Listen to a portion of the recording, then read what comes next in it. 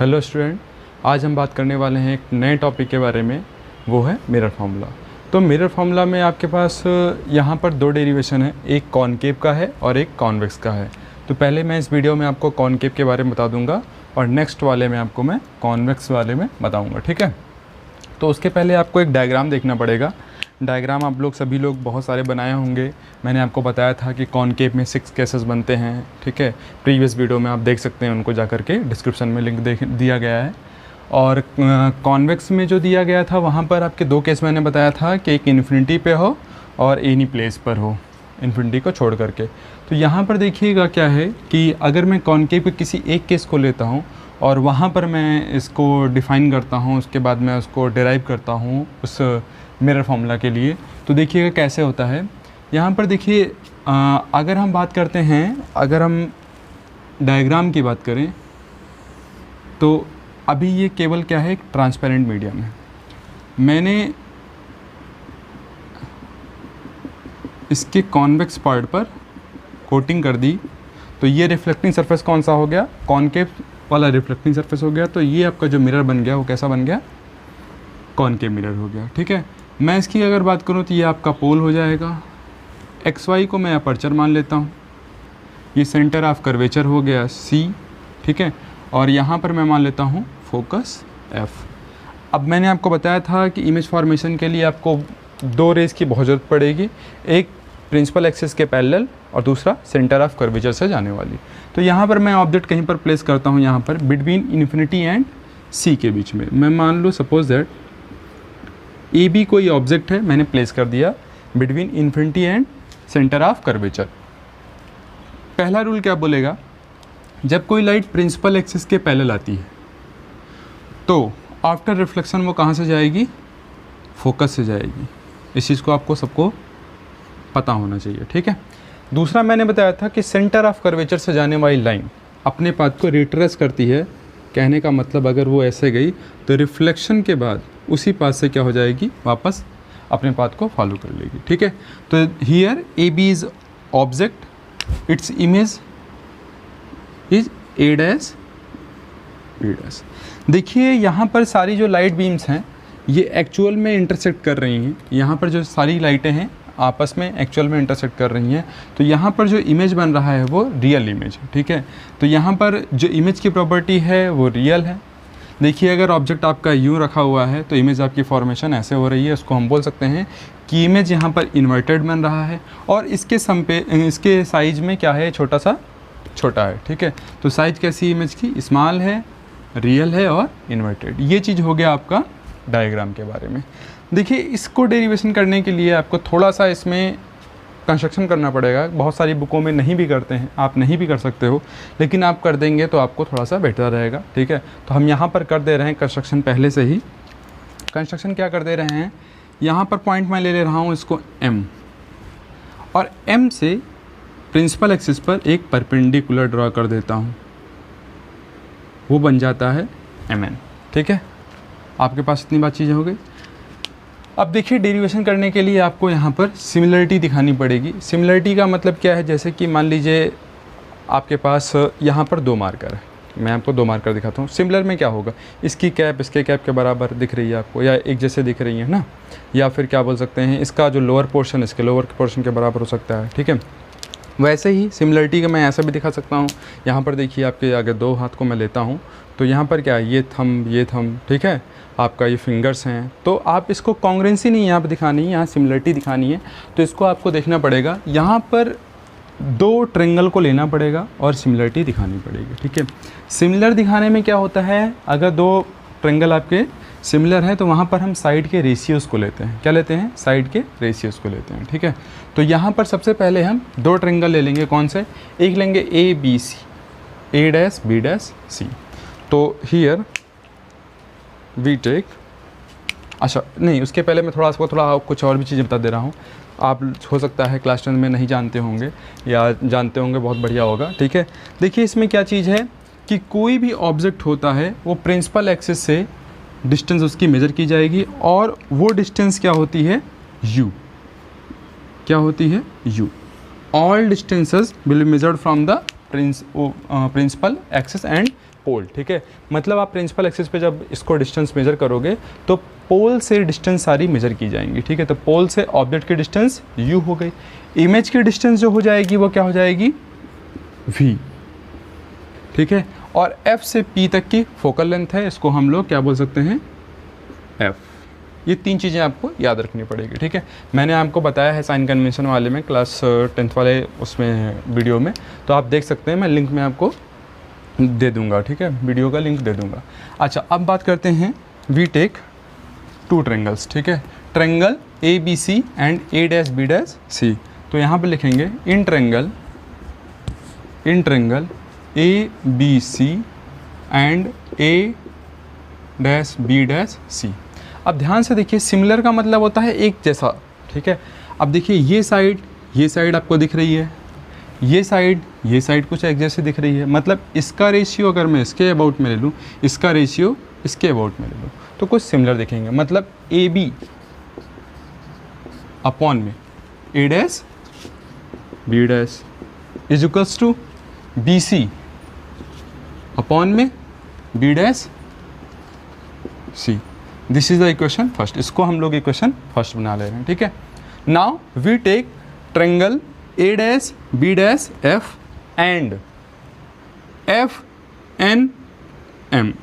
अब यहाँ पर देखिएगा, मैंने आपको बताया था हम लोग कंस्ट्रक्शन कर ले रहे हैं। देखिए, अगर मैं इस डायग्राम को देखूं, अगर मैंने यहाँ पर ये परपेंडिकुलर ड्रॉ ना किया होता तो यहाँ पर जो डायग्राम था कुछ यू बनता, ठीक है, पी एम एफ।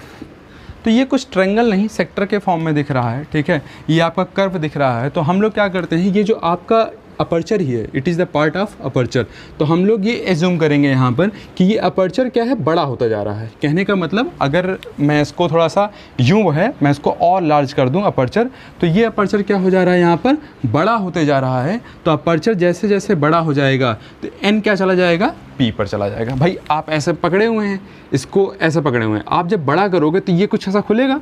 कहने का मतलब ये पी जो है एन पे आ जाएगा, कॉन्साइड कर जाएगा। तो आपका एक स्पेशल ट्रायंगल बन जाएगा एफ एन एम, और एन कहाँ पे लाई कर जाएगा, पी पर है, ठीक है। तो इसलिए हम यहाँ पर क्या है, एक कंस्ट्रक्शन कर दिए, ठीक है। इसको मैं हटा दे रहा हूँ। अब देखिए, तो यहाँ पर लेते हैं इन triangle A dash B dash F, A dash B dash F and triangle F N M, triangle F N M, ठीक है। तो यहाँ पर क्या होगा, ए डैश बी डैश, ये हाइट कुछ इसके हाइट के सिमिलर है, ठीक है। तो यहाँ पर ले लेंगे हम लोग A dash B dash upon में N M is equals to, अब देखिए ये रेशियो कुछ इसके रेशियो के इक्वल होगा। तो यहाँ पर ले लेंगे हम लोग क्या, बी डैश एफ अपॉन में एफ एन, इक्वेशन सेकेंड। अच्छा, अब देखिएगा यहाँ पर मैंने आपको अभी क्या चीज़ बताई, मैंने आपको ये बताया है कि सपोज दैट ये जो अपर्चर है, अपर्चर को मैं जैसे जैसे बड़ा करूँगा ये एन कहाँ चला जाएगा, पी पर, मतलब ये दोनों कॉन्साइड कर जाएंगे, ठीक है। तो यहाँ पर जो एफ एन है वो एफ पी के थोड़ा सा इक्वल हो जाएगा, ठीक है। तो यहाँ पर आपको एफ एन की जगह एफ पी लिख सकते हैं, लेकिन यहाँ पर आपको केस ज़रूर बताना पड़ेगा कि यहाँ जो अपर्चर है वो बड़ा कर दिया गया है। तो यहाँ पर लिख दीजिएगा when aperture is very large then F N similar to F P. तो हम लोग इस इक्वेशन को लिख सकते हैं A dash B dash upon में N M, A dash B dash upon में N M is equals to B dash F upon में एफ पी, ठीक है। इसको इक्वेशन थर्ड, इतना आप फटक से नोट डाउन कर लीजिए वीडियो को पॉज करके, ठीक है। इतनी चीज़ें आपको क्लियर हो गई। अभी हम कोई भी यू वी की वैल्यू हम कहीं भी पुट नहीं कर रहे हैं कि यहाँ पर ऑब्जेक्ट के डिस्टेंस क्या है, इमेज के डिस्टेंस क्या है, ठीक है। चीज़ें कॉम्प्लिकेटेड ना हो इसलिए हम पुट नहीं कर रहे हैं। पहले आप इतना फटक से कर लीजिए। आपको इतनी चीज़ें कोई भी अगर डाउट हो रहा है इसको आप कमेंट में पूछ सकते हैं, ठीक है। तो ये आपका हो गया बी पी, ये ऑब्जेक्ट की डिस्टेंस है, बी डैश पी ये आपकी इमेज की डिस्टेंस है, ठीक है। ये हाइट है आपकी ये चीज़ें हो गई, ठीक है। सिमिलरिटी में इतनी चीज़ें हो गई हैं, ठीक है। अब हम आगे बात करते हैं इसमें, देखिएगा। अब ध्यान से देखिए इस इक्वेशन और इस इक्वेशन को देखिएगा ध्यान से। ए बी आपको यहाँ पर दिख रहा है, यहाँ पर आपको ए बी दिख रहा है, यहाँ पर ए डैश बी डैश दिख रहा है, नीचे यहाँ ए डैश बी डैश दिख रहा है, यहाँ पर आपको एन एम, ठीक है। इस इक्वेशन को अगर आप लिखना चाहें तो और करके लिख सकते हैं, और करके इसको मैं क्या कर देता हूँ, रिवर्स कर देता हूँ। तो ये कुछ ऐसे लिखा जा सकता है, एन एम क्रॉस कर दीजिए अपना, ठीक है, N M A dash B dash is equals to, ये ऊपर चला जाएगा एफ पी अपॉन में बी डैश एफ। कुछ चीज़ें नहीं किया है मैंने, इसको यहाँ पे लेके चला गया, इसको यहाँ पर, इसको यहाँ, मतलब कुल मिलाकर न्यूमरेटर को डिनोमिनेटर, डिनोमिनेटर को न्यूमरेटर में चेंज कर दिया बोथ साइड। एक साइड में नहीं करना है, बोथ साइड में करोगे तो कोई भी चेंजेस नहीं आएगा। यहाँ पर जैसा समझ लीजिए, यहाँ पर एग्जांपल दिखा दे रहा हूँ मैं आपको, जैसे 1/2 लिखा है और यहाँ पर 3/4 लिखा है, ठीक है। तो मैं क्या करता हूँ, इसको रिवर्स कर देता हूँ, 2/1 इज इक्वल्स टू 4/3, वही आएगी। कैसे आएगा देखिएगा, 4 1 जा 4, 3 2 जा 6। वैसे इक्वेशन सही नहीं, मैं बस बता रहा हूँ आपको, ठीक है। डज नॉट इक्वल्स टू यहाँ दिखा दे रहा हूँ, डज नॉट इक्वल्स टू 4 1 जा 4, 3 2 जा 6। यहाँ पर देखिए 3 2 जा 6, 4 1 जा 4, आएगी वही चीज़, ठीक है, अगर आप बोथ साइड पे एप्लीकेशन करते हो तब, ठीक है। अब देखिए यहाँ पर क्या बात कर रहे हैं, मैंने यहाँ पर क्यों कर दिया, देखिए यहाँ पर क्या है, आपको एन एम दिख रहा है। इस डायग्राम को अगर ध्यान से देखें आप, तो this is the parallel line about principal axis. तो जितनी ए बी होगा उतना ही एन एम होगा कि नहीं भाई। अगर दो लाइनें पैरेलल हैं, सपोज दैट ये दोनों लाइनें आपस में पैरेलल हैं, तो इनकी बीच की जो डिस्टेंस होगी, कहीं भी आप ले लो, आप कहीं भी ले लीजिए, आप कहीं भी ले लीजिए, यहाँ पर ले लीजिए, यहाँ पर ले लीजिए, कहीं भी ले लीजिए, वो क्या होगी, हमेशा इक्वल होगी, ठीक है। तो यहाँ पर अगर ए बी की बात करें तो ए बी किसके इक्वल होगा, एम एन के। तो हम लोग क्या कर सकते हैं, एन एम की जगह क्या लिख सकते हैं, ए बी लिख सकते हैं, ठीक है। तो मैं यहीं पर लिख दे रहा हूँ साइड में, अभी मेरे पास स्पेस है तो मैं इरेज नहीं कर रहा हूँ, ठीक है। Here N M is equals to A B, ठीक है। पहली चीज़, एन एम किसके इक्वल हो गया, ए बी के। अच्छा, ए डैश बी डैश नीचे एक साइड, देखिए यहाँ पर आपको मैं इसलिए दिखा दे रहा हूँ कि यहाँ पर दोनों कंपेयर करूँगा और एल एच एस इक्वल हो जाएगा, तो आर एच एस भी क्या हो जाएंगे, यहाँ पर इक्वल हो जाएंगे। तो ए बी ऊपर इक्वल हो गया, ए डैश बी डैश नीचे इक्वल हो गया। तो यहाँ पर एल एच एस, इन दोनों इक्वेशन का अगर ध्यान से देखें आप, इन दोनों इक्वेशन का एल एच एस क्या है, इक्वल है, ठीक है।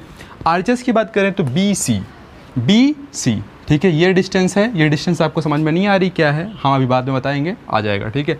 बी डैश सी, ये डिस्टेंस भी आपको समझ में नहीं आ रही क्या है, हम बाद में बताएंगे, ठीक है।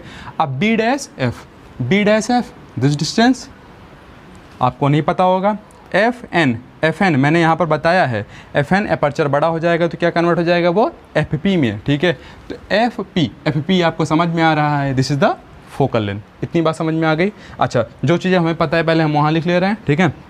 नाउ तो लिखेंगे फ्रॉम इक्वेशन, इसको थर्ड आप मान आए हो या इसको ही मान लेते हैं, final this is the equation third, ठीक है। तो लिखेंगे from equation first and third. From equation first and third को अगर हम देखें तो कंपेयर करेंगे, L H S is equal, therefore R H S क्या होगी, इक्वल होगी, तो बी सी अपॉन में B dash C is equals to F P upon में बी डैश एफ। इतना डन हो गया, इतनी चीज़ें क्लियर हो गई आपकी, ठीक है। अब यहाँ पर देखिए ध्यान से, इतनी चीज़ें क्लियर हो गई, एफ पी अपॉन में B dash F, B C B dash C, भाई एल एच एस इक्वल है, हमने केवल आर एच एस लिख लिया है, ठीक है। इतना आप नोट डाउन कर लीजिए, मैं इसको इरेज कर दूँ, मैं इसको इरेज कर दे रहा हूँ, ठीक है। देखिए इतनी चीज़ें हो गई। अब यहाँ से हम लोग क्या करते हैं, इनकी सारी वैल्यूज़ की डेटा को लिखते हैं, ठीक है। अब यहाँ पर देखिएगा हमारे पास जो ये रिजल्ट आया, यहीं से हमारा फॉर्मूला आएगा, ठीक है। अब बी सी जो है, ध्यान से देखिए, बी सी आपको नहीं पता है, लेकिन ये पूरी डिस्टेंस पता है। देखिए ये कितनी डिस्टेंस है, u, और ये भी पता है ये कितनी डिस्टेंस है आपकी, ये डिस्टेंस कितनी है, सेंटर ऑफ कर्वेचर है, ठीक है। तो यहाँ पर आपको मैं थोड़ा सा लिख दे रहा हूँ, सी पी, इसको बॉक्स में लिखिएगा, सी पी आपका है r, क्योंकि सेंटर ऑफ कर्वेचर से पुल तक की डिस्टेंस, ठीक है। एफ पी क्या है, फोकल लेंथ का मतलब ये हो गया आपका स्मॉल एफ, ठीक है। बीपी, बीपी क्या है, ऑब्जेक्ट की डिस्टेंस है, वो है यू, ठीक है। B dash P, B dash P, ये हो गई आपकी वी। इतनी चीज़ें आपको पहले से नोन है, ठीक है। यहाँ पर सी पी क्या है, सेंटर ऑफ कर्वेचर से लेकर पोल तक के डिस्टेंस, मतलब उसको बोल सकते हो रेडियस ऑफ कर्वेचर। एफ से पी तक की फोकल लेंथ बोल सकते हो। बी से पी तक क्या है आपका ऑब्जेक्ट का डिस्टेंस। बी डैश पी से पी तक क्या है, इमेज की डिस्टेंस। इतनी चीज़ें आपको पता है। अब ध्यान से देखिए, हमें पाना है कितना, बी सी, हमें फाइंड करना है बी सी। अगर मैं पूरे में से केवल सी पी को माइनस कर दूँ, बात समझिएगा। मान लीजिए सपोज दैट आपके पास एक लेंथ है, ठीक है। अब आपको केवल यहाँ तक के डिस्टेंस पता करनी है, केवल आपको यहाँ तक के डिस्टेंस पता करनी है। ये आपका पूरा डिस्टेंस 5 सेंटीमीटर है, सपोज दैट ये क्या है 5 सेंटीमीटर है, और आपको यहाँ से यहाँ तक के डिस्टेंस पता है 3 सेंटीमीटर। कितना है आपका 3 सेंटीमीटर। ये आपकी डिस्टेंस कितनी है 3 सेंटीमीटर। तो ये डिस्टेंस कितनी होगी, अरे भाई हम क्या करते हैं 5 में से इतना इरेज कर दे रहे हैं, इसी के इक्वल, इसी के इक्वल इरेज कर दे रहे हैं। हमारे पास कितना बचेगा, 5 में से 3 चला जाएगा, यही 2 बचेगा। कहने का मतलब होल में से इतना माइनस करना है। कहने का मतलब बीपी में से सीपी को माइनस कर देना है। बीपी में से मतलब यू में से वी को माइनस कर दो, केवल बीसी बचेगा, ठीक है। तो हम लोग क्या करेंगे, यहाँ पर बीसी की वैल्यू निकालेंगे, ठीक है। तो लिखेंगे फ्रॉम डायग्राम, लिखेंगे फ्रॉम डायग्राम। तो हम लोग क्या मिलेगा, हमारा क्या मिलेगा, देखिए पहले हम फाइंड कर लेते हैं। B C is equals to क्या मिलेगा, B P minus C P. और बी पी की वैल्यू आप लिखना चाहो तो ये है U, B P minus C P. ये वैल्यू क्या है, यू माइनस वी। दिख रहा है आपको, यू माइनस वी। अच्छा अभी नहीं लिखते हैं, ठीक है, कन्फ्यूजन हो जाएगा, आपको कोई दिक्कत नहीं, इतना आप बस इतना ही करिए आप, ठीक है। अब देखिए अगला डिस्टेंस क्या है आपको फाइंड करना है। यहाँ पर बी सी निकल गया, बी डैश सी, बी डैश सी। देखिए ये वैल्यू फाइंड करनी है, पूरी वैल्यू पता है, इतने में माइनस कर देंगे तो हमारे पास इतनी वैल्यू आ जाएगी। कहने का मतलब B dash C is equals to लिखना चाहो तो आप लिख सकते हो C P minus B dash P. Done, इतनी चीज़ें आपको याद हो गई। अच्छा एफ पी, एफ पी दिख रहा है वहाँ पर, देखिए एफ पी क्या है, फोकल लेंथ, एफ पी। अभी रहने देते हैं, ये चीज़ें हैं ही पता है आपको, ठीक है। और बी डैश एफ निकालना, बी डैश एफ निकाल लेते हैं। बी डैश एफ आपको निकालना होगा इतने में से, तो पूरे में से आपको अगर करोगे इतना माइनस कर दोगे, पूरे में से मतलब वी में से इतना माइनस कर दोगे, तो ये क्या लिखोगे, B dash P minus F P. इसको इक्वेशन 4 बना लेते हैं, ठीक है। इस वैल्यू को, दीज वैल्यूज़ को कहाँ पुट करनी है, इक्वेशन 4 में। On putting the value in equation 4, तो हम लोग रखते हैं यहाँ पर वैल्यू। अब देखिए यहाँ पर हम लोग सारी वैल्यू रखेंगे, B C, B dash C, F P और बी डैश एफ का। तो बी सी की वैल्यू हम लोग लिखेंगे B P minus C P, तो हो जाएगा B P minus C P.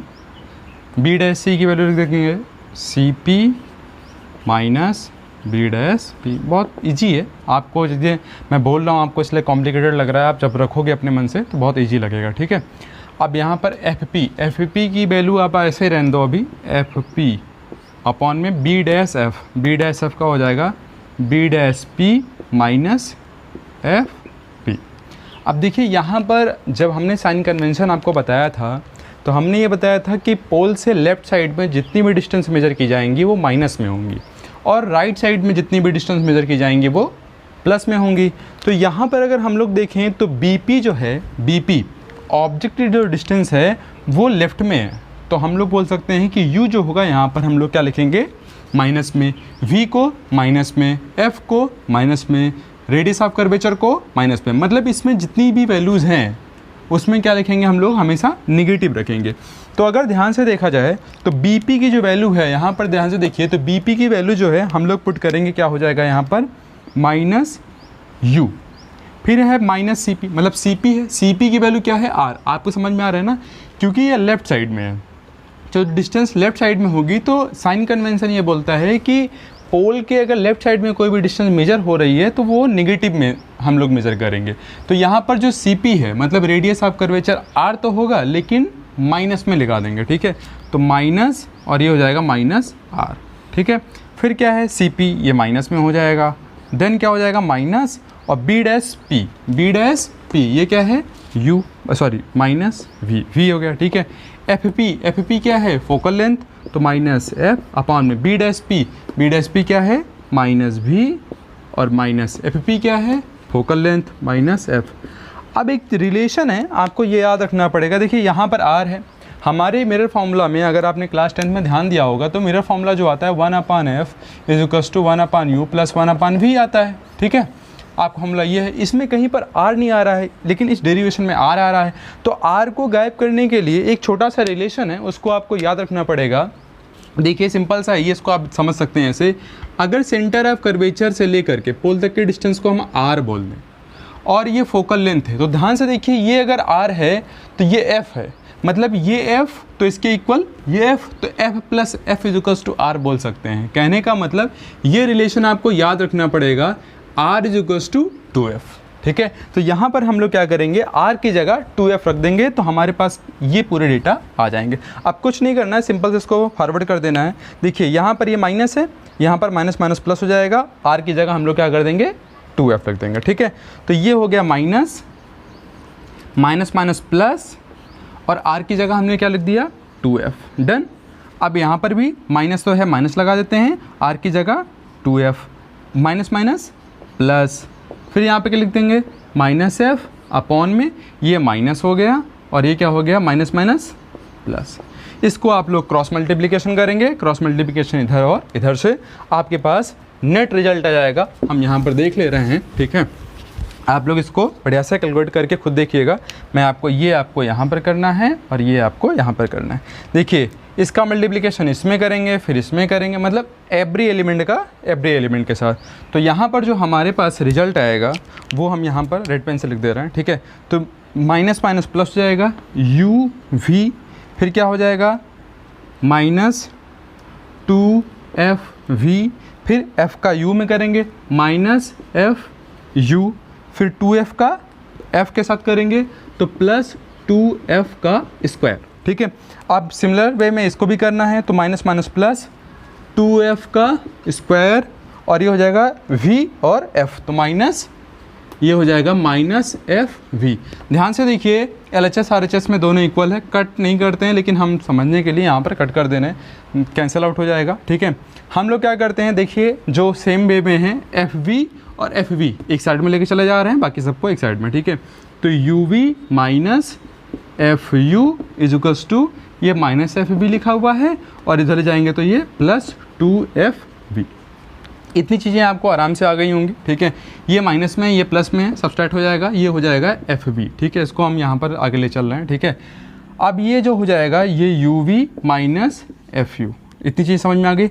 अब इसमें हल्का सा ये ही आपका रिजल्ट है, लेकिन इसमें हल्का सा आपको थोड़ा सा ट्रिक चीज़ें क्या करनी है, थोड़ा सा हल्का इसमें आइडिया ये लाना है कि आपको यहाँ पर 1/1 या बोल सकते हो एफ यू बी या यू वी एफ से डिवाइड करना पड़ेगा बोथ साइड में, ठीक है।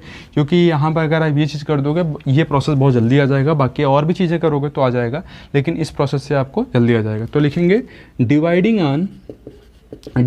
On both side by u v f, we get हमें क्या मिलेगा, ठीक है। हमें क्या मिल जाएगा, देखो यू वी एफ है तो ये हो जाएगा यू वी अपॉन में यू वी एफ, फिर माइनस एफ यू तो ये हो जाएगा यू वी एफ, इधर हो जाएगा एफ वी और ये हो जाएगा यू वी एफ। अब ध्यान से देखिए यू वी से यू वी कट गया, एफ यू से एफ यू कट गया, एफ वी से एफ वी कट गया। तो हमारे पास क्या रिजल्ट मिल रहा है, हमारे पास जो रिजल्ट मिल रहा है वो यहीं पे लिख दे रहे हैं। यहाँ पर बच क्या रहा है 1/f, ठीक है, और माइनस यहाँ बचेगा 1/v is equals to 1/u। इसको अगर मैं लिखना चाहूँ तो और सही लिख सकता हूँ और ये बन जाएगा आपका, यही रिजल्ट है आपका, ठीक है। बस इसको ट्रांसफर कर दीजिए, आपका ये रिजल्ट आपका आ जाएगा 1/f is equals to 1/u plus 1/v। This is the final result, ठीक है। तो इसको आप चीज़ें समझ लीजिए, जो आपको इसमें समझ में नहीं आया है उसको आप कमेंट करके पूछ लीजिएगा। Thank you.